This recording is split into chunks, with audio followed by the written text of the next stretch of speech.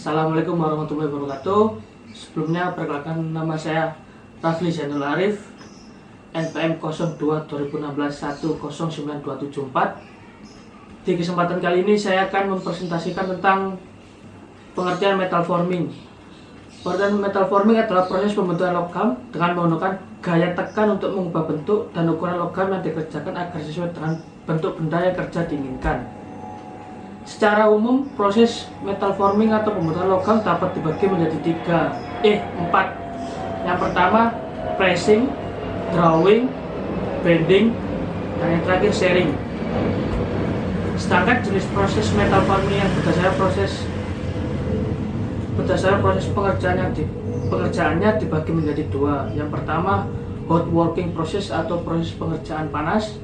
Yang kedua, cold working process atau proses pengerjaan dingin. Dan kesempatan kali ini saya mengambil proses metal forming sharing atau pengguntingan.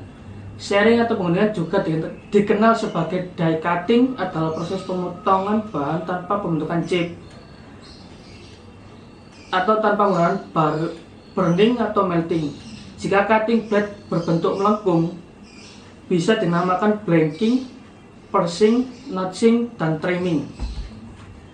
Sharing adalah pemotongan set metal coil atau set metal lembaran yang menjadi bagian-bagian yang lebih kecil dengan shear cutting mesin.